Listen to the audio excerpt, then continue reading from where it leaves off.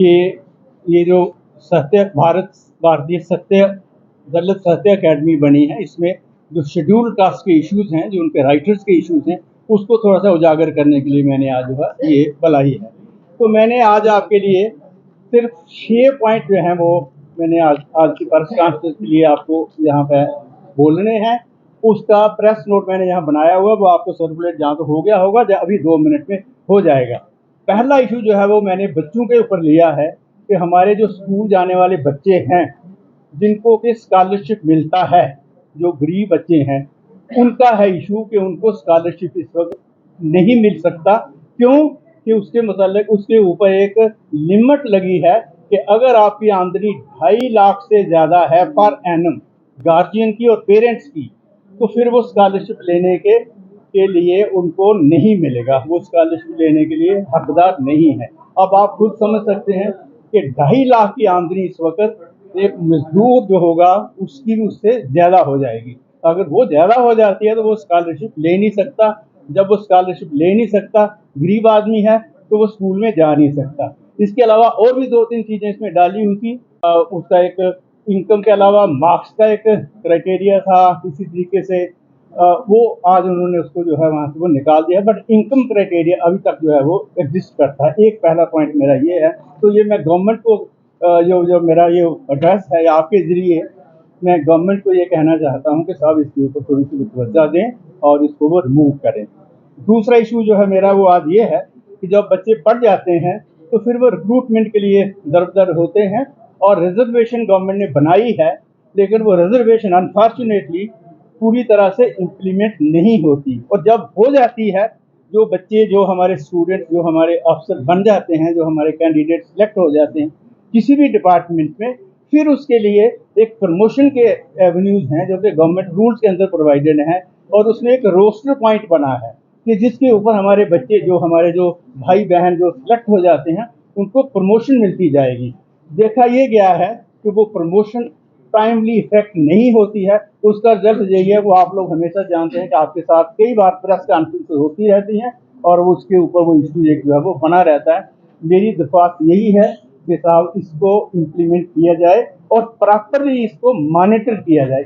जो मेरा तीसरा पॉइंट है वो ये है कि साहब एक बहुत ही इम्पॉर्टेंट इशू है, वो सब आप, आई एम श्योर कि आप लोगों ने उसके ऊपर कभी काम किया होगा, नहीं किया होगा तो मैं चाहूँगा आप उसके ऊपर काम करें कि ये जो जम्मू प्रोविंस में पर्टिकुलरली जब ये एक इवैक्यूज प्रॉपर्टी होती है कि जो लोग यहाँ से पाकिस्तान चले गए, उनकी ज़मीनें यहाँ पर बच गई, उनके मकान जहाँ पर कुछ रह गए, वो मकान और ज़मीन लोकल अलाटीज को मिली।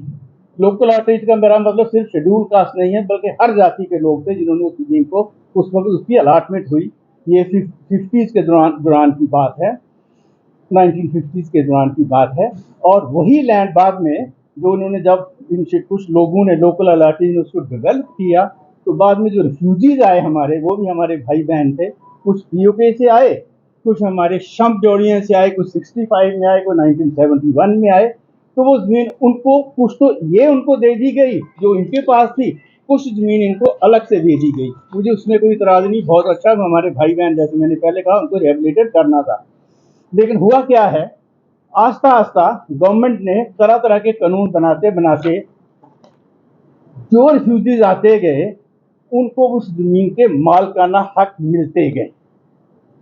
आस्ता आस्ता पहले उनको एक ऑक्यूपेंसी टेनेंस राइट दिए, फिर उनको जो है उसको मालकाना हक दिए। लेकिन जो लोकल अलाटीज हैं, जिसमें हर किस्म के लोग शामिल हैं, खाली शेड्यूल कास्ट नहीं, मैं फिर रिपीट करना चाहूँगा, जिसमें यहाँ के जट, जो लोकल जट हैं, आपने उनका नाम सुना होगा, जहाँ और राजपूत हैं, कुछ सिख हैं, ये दोनों कैटेगरी के जो लोग हैं, इनको उसके ऊपर कोई मालकाना हक नहीं मिला। मालकाना हक ना मिलने की वजह से आप समझ सकते हैं, ना तो ये ज़मीन को मार्केट कर सकते हैं, ना उसको बेच सकते हैं, ना उसको एलिनेट कर सकते हैं, और ना ट्रांसफ़र कर सकते हैं, और यहाँ तक उसके ऊपर कंडीशन है कि इसके ऊपर वो इम्प्रूवमेंट भी नहीं कर सकते। मेरा इशू है,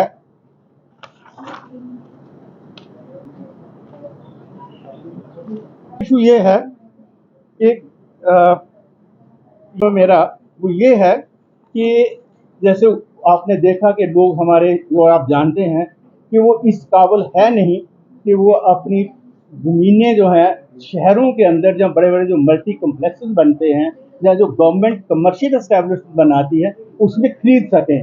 तो मेरा ये एक इशू है, तो हमने इसको डिस्कस किया कि साहब जितनी गवर्नमेंट एडेड और गवर्नमेंट फंडेड, जिसमें गवर्नमेंट का पैसा सीधे तौर पर लगा हो या इनडायरेक्टली लगा हो, जैसे जेडीए है, एसडीए है, हाउसिंग बोर्ड है, जो वो अपनी कॉलोनीज रेज करते हैं, रेजिडेंशियल कमर्शियल दोनों प्लाट बेचते हैं, जहाँ उस पर कोई बिल्डिंग्स बनाते हैं, उसमें शेड्यूल कास्ट के लिए जो रिजर्वेशन गवर्नमेंट ने सर्विसेज में प्रोवाइड की है उतनी कम से कम इनको वहाँ पर देनी चाहिए। ये हमारा उसके अंदर पॉइंट है, क्योंकि वो शहर के अंदर ऐसी एस्टेब्लिशमेंट में वो इस काबिल नहीं है अभी कि वो इसको खरीद सकें, और इससे एक बहुत बड़ा तबका जो है उसका उसमें फ़ायदा हो सकता है।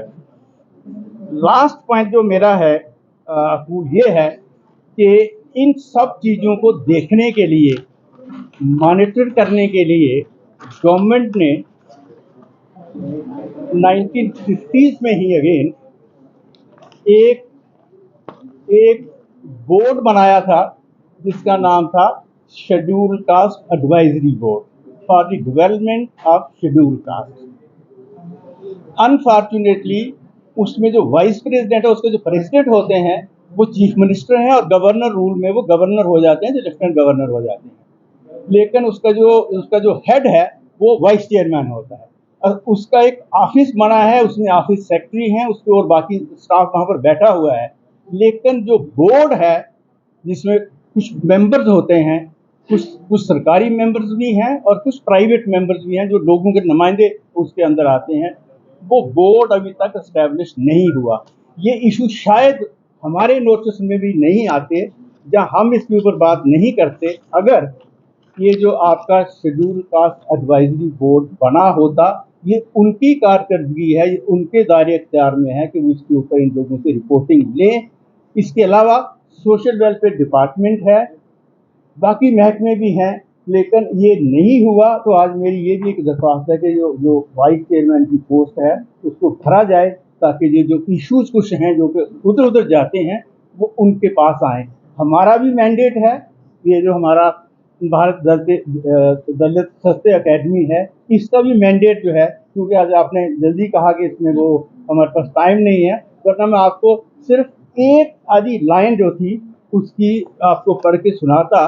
और अगर इससे ये मेरी प्रेस कॉन्फ्रेंस से जो मेरे इश्यूज हैं वो तो मैंने इसी में बंद कर देता हूँ, लेकिन एक पॉइंट क्योंकि किसी के मन में ये ना रह जाए कि साहब आप क्यों इन इश्यूज को लेके चल रहे हैं, तो इसी सिलसिले में मैं सिर्फ 2 लाइनें पढ़ना चाहूँगा कि जो इसके जो एम्स एंड ऑब्जेक्टिव्स हैं दोनों जगह पे, एक जो हमारा जो स्टेट यूनिट है और जो सेंट्रल यूनिट है, उसमें ये मैंडेट दिया गया है to raise voice against the exploitation of depressed society for injustice, inequality, orthodoxy, apartheid, ignorance and आए दिन आप लोगों की रिपोर्ट भी आती रहती हैं और लोग हमसे भी मिलते रहते हैं कि शेड्यूल्ड कास्ट पर्टिकुलरली दलित के ऊपर अत्याचार होते रहते हैं।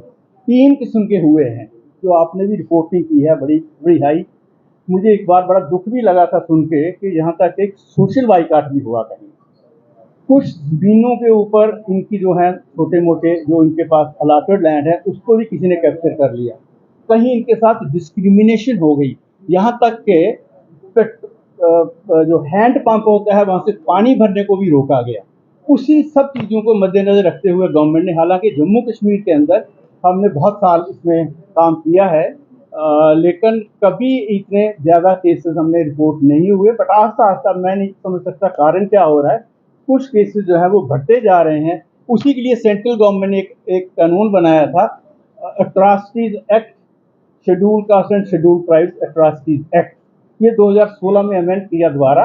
उसके तहत केसेस जो है वो रजिस्टर होते हैं और उस केस में डीएसपी लेवल के नीचे कोई आदमी उसकी इन्वेस्टिगेशन नहीं कर सकता, और उसमें जो शिकायत होगी उसी को एफआईआर सबर किया जाएगा। बट अनफॉर्चुनेटली अभी तक जो मुझे रिपोर्ट मिली है वो 72 केसेस अभी तक यहाँ पर रजिस्टर हुए हैं। हालांकि केस बहुत आए हैं जो आप लोग रिपोर्ट करते रहते हैं, लेकिन कन्विक्शन एक भी नहीं।